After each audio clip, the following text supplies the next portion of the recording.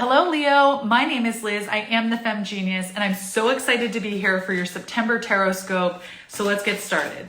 I actually grabbed this Oracle deck. It's called, now I can't remember, the Dreamweaver's Oracle, maybe? Yeah, I think that's what it's called.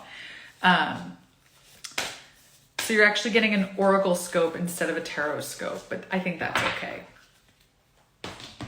So let's take a look.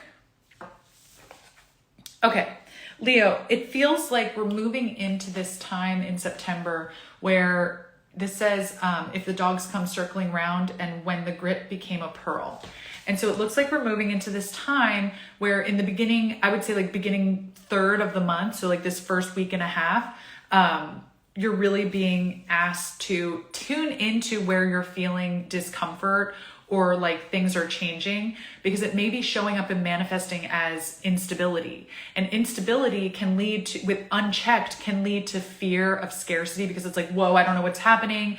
I'm not safe here. This isn't comfortable.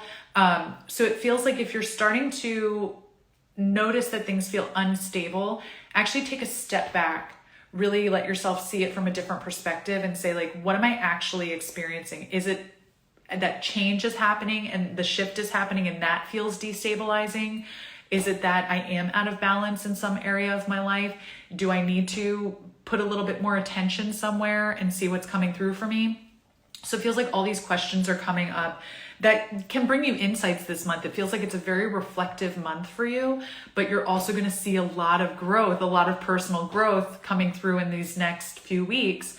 So just hang in there, Leo, because I know you can do this, but it just feels like you may be called into, doing some shadow work. And it doesn't mean you have to go fully down the rabbit hole. It's just, again, bringing more attention to your experience, being more attentive of your reactions, of your thought patterns. Because what is coming in is that beyond your fears is where you're going to find that gold. I'm not going to hold up all the cards because they have so much text on them, but I'm just kind of going to go through the reading for you because that's easier, it feels like. So again, even that process of being like, it's okay to pan for gold and sift out, the rubble and just be like, I don't actually need these nuggets. I don't need all of this, because you're making space for reaching whatever's beyond the fear. Reaching whatever truth has been trying to come through for you that's being gate kept by, your ego or your shadows or the parts of yourself that doubt that you're capable, the parts of yourself that feel cringy, the parts of yourself that you'd rather hide. It feels like those exist beyond this fear, and there's so much wisdom there. There's so much on offer there. And so if you can just kind of get through that desert of doubt, or if you can just kind of move through this feeling of instability, and instead be able to be the observer, feels like there's a lot of ideas, a lot of inspiration on the other side of that.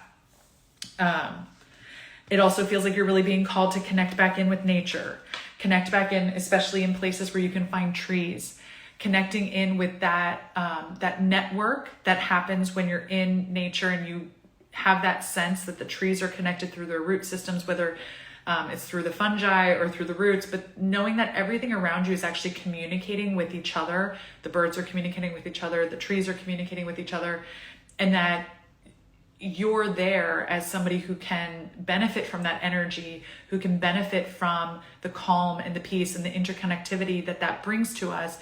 Helps us to feel less alone, but it also feels like there's a lot of healing on offer for you out in nature, out in the stillness, out in the quiet, where you can sense that there's a lot of activity and communication happening, but you don't have to be an active part of it. Just feels like that's going to bring in a lot of grounding for you, which is going to be really helpful as you're moving past these breakers of fear, these barriers of fear that have held you in your place for so long. What's the last? And that when you find the magic in the fear on the other side of this, it feels like you're really being called to share it in some way. Find your community. Like my whole voice, my whole energy has changed. Like find your heartfelt community that can receive that wisdom, that can be in it with you, because it feels like this is so beautiful that it can help affect change for others by you modeling it first and showing them how you can hold yourself in compassion, hold yourself in integrity with your journey, And it feels like that's going to actually model to so many others how to do this hard work without getting stuck down in it or without being overcome by fear. And so I'm hearing the song by Cat Stevens, If You Want to Sing Out, Sing Out. I don't know why, but maybe that's something for you to listen to or even look up the lyrics. So it feels like using your voice, allowing your story to be not just a cautionary tale, but to be a guide for others is going to be really important. So Leo, thank you for bringing your calming presence to this reading. I'm wishing you all the best. I hope this helps. If you need a private reading, you know where to book with me at the link in my bio. Otherwise, I will see you in October, and I just wish you all the best. Thank you so much. Bye.